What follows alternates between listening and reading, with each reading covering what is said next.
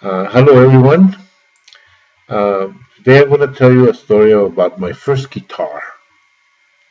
This is taken from a series of stories that I wrote a few years ago about life in Pirtleville. The name of the story is La Guitarra, and it is dedicated to my friend Ramon Doc Alvarado, who has since passed away, and to my brother Poli Velasco. Both of these guys had guitars that I often borrowed and which I wanted for my very own. To them I say, thanks, guys, for lending me your guitars. Oh, and one more thing. Neither one of them ever wanted to lend me their guitars. I had to steal them from them to play them. They did put up with it, however. So, thanks, guys. Chapter 1.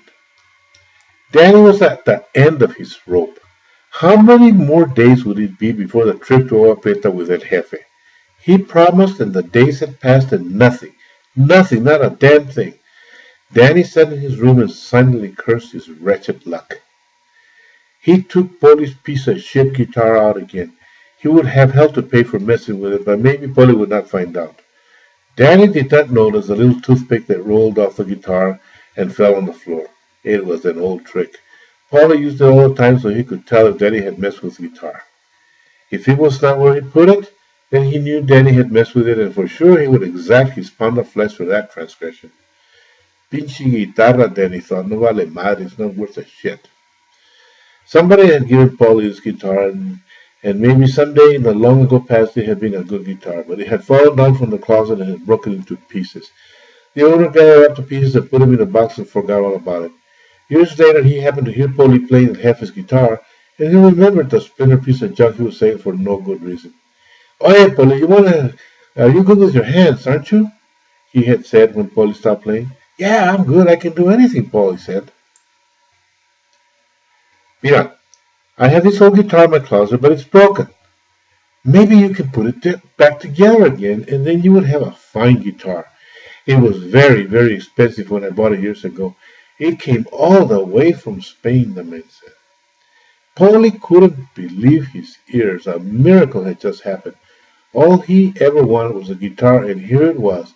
It had fallen into his hands from heaven. Right away he went off with the man, and a few minutes later he was home again with a box of the guitar parts in his hands. He was very good with his hands, and it didn't take long.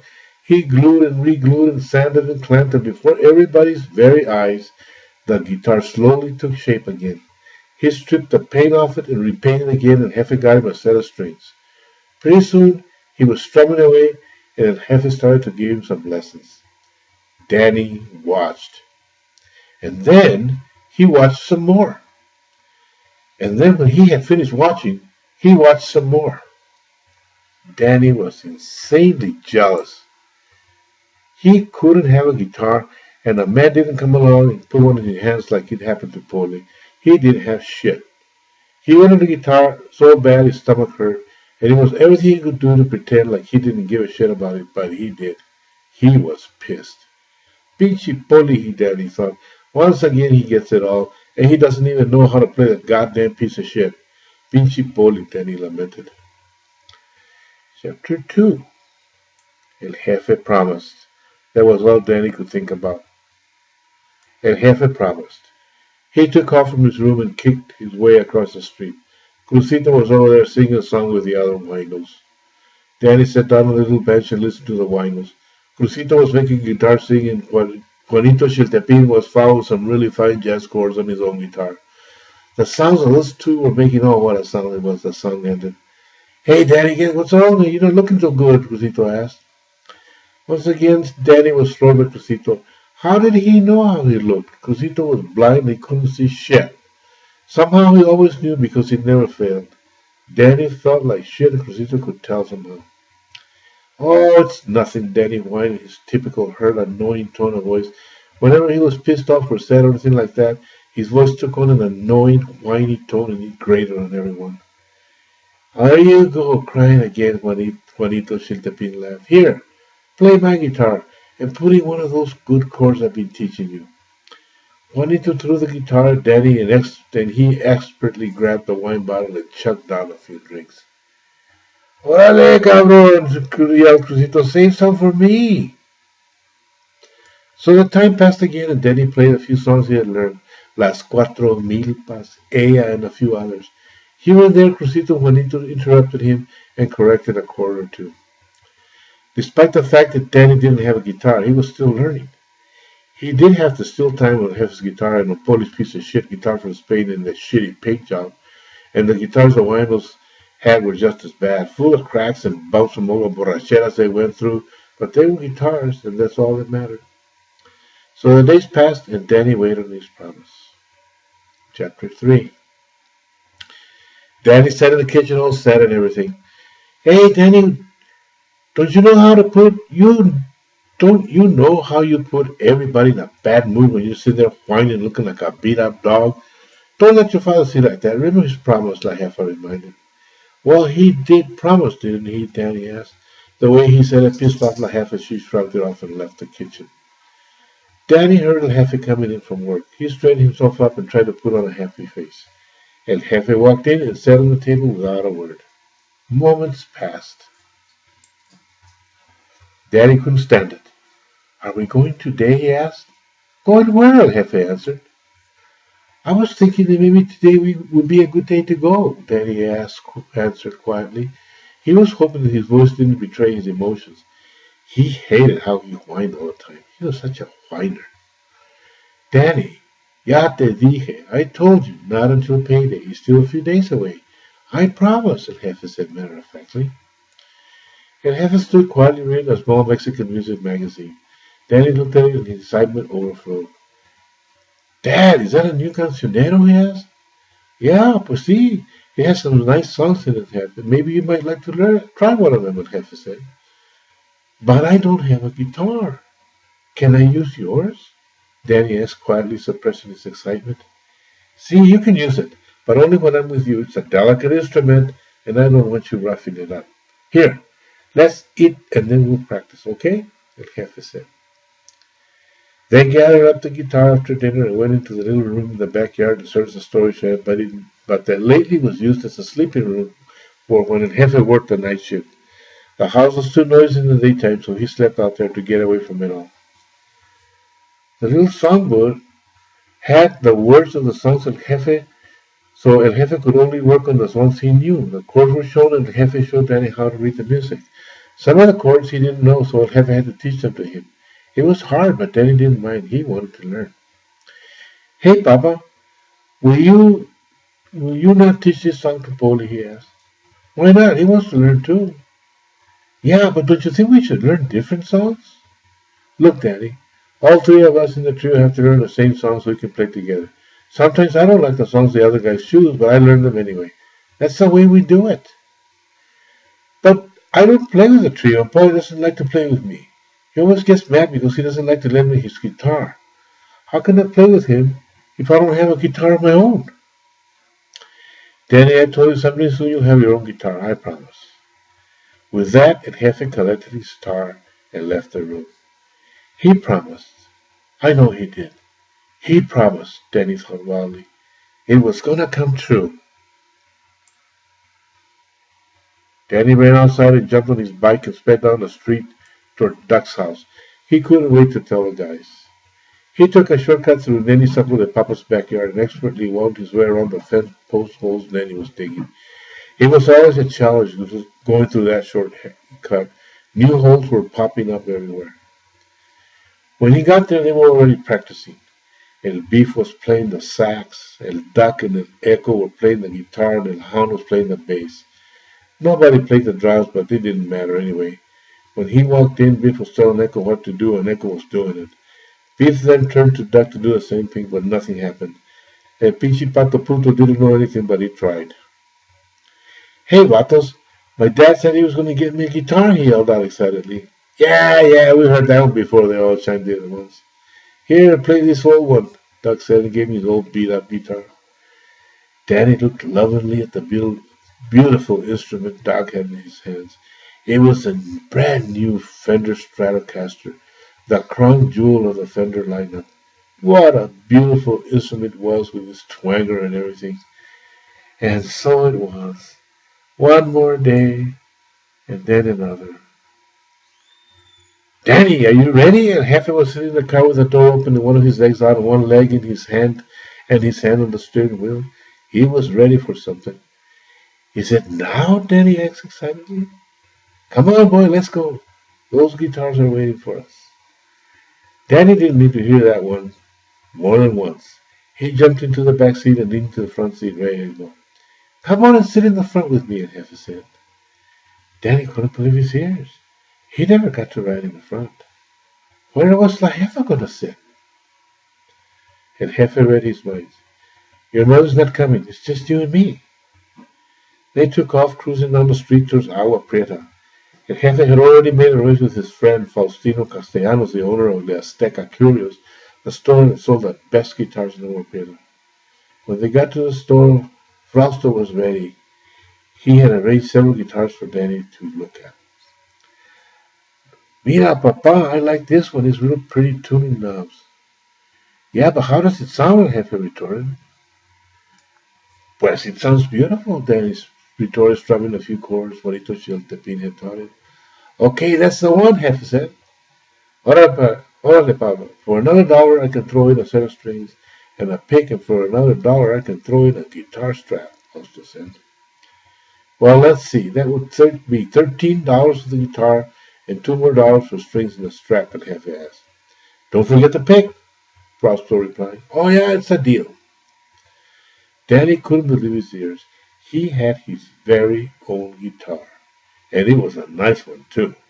He would take care of it, and God help Pinchy Bully if he ever got his hands on it.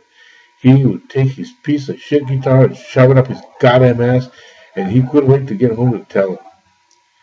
Danny was in heaven. He didn't even notice that before he knew it, they were home. And Jefe changed the strings for him and tuned it up too. It was so nice. Don't take it out with you, and it will last you a long time, and Jefe said. Can I take it over to Duck's house where we practice, Danny asked. Yeah, but be careful and don't take it anywhere else. Okay, Danny said excitedly. Danny was in heaven. He took his guitar and carefully strapped it on and climbed on his bike. He biked down the block and saw Severo Torres riding his bike without hands like he always did. Danny tended to go one hand, keeping his balance perfectly. Hey, Danny, that's the way to do it, but let the other one go with the other hand. Just stay straight like this, Severo yelled out happily as he demonstrated his incredible biking skills. Danny let go of the other hand. The bike rolled steadily forward. Danny shifted his weight a little to the left, and the bike leaned to the left with him. He shifted his weight the other way, and the bike followed. It was easy, and the wind was great on his face. He was free. A little ways up, he saw Enriqueta, and he expertly whipped the guitar off his back and strummed a few chords as he flew by. Enriqueta laughed at his antics and clapped her hands happily. Danny slowed the bike and found that if he leaned slightly, he could make the bike turn around a wide arc. Jeez, this was easy, and his hands were free to play the guitar as he rode his bike. The sun was going down a little bit. Danny rode by the winos, and they all yelled out at him. He turned back and expertly jumped off the bike with the guitar in his hands. Look at my guitar, Danny! Look at the guitar that Danny has, Crucito yelled out.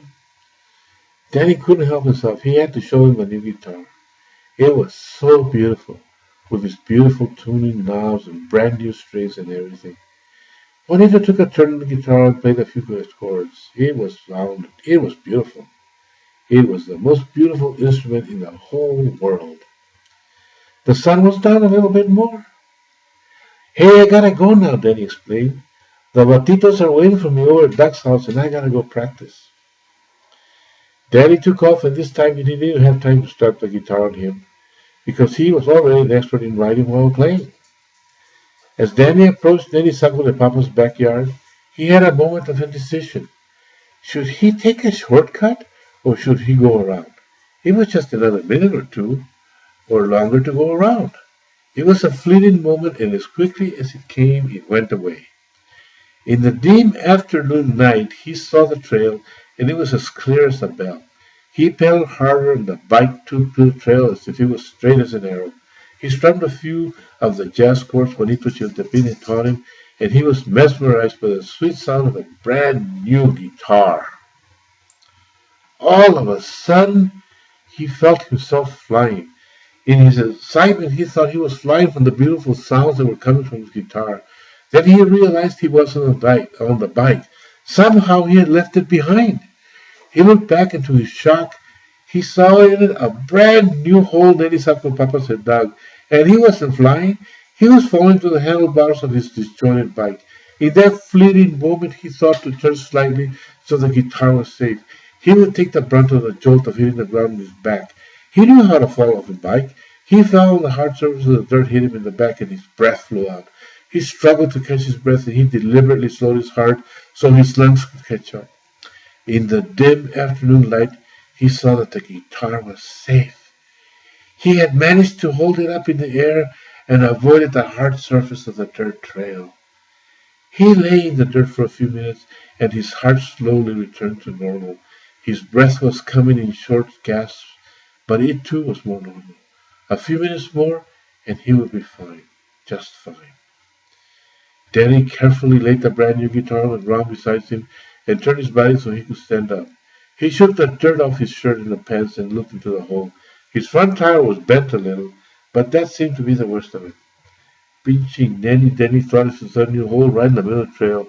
It was clear that Nanny didn't want the Latitos cruising through his backyard. Daddy picked up the guitar and gave it a good look all around. Not a scratch. It was perfect. He played a few chords and it rang out just fine.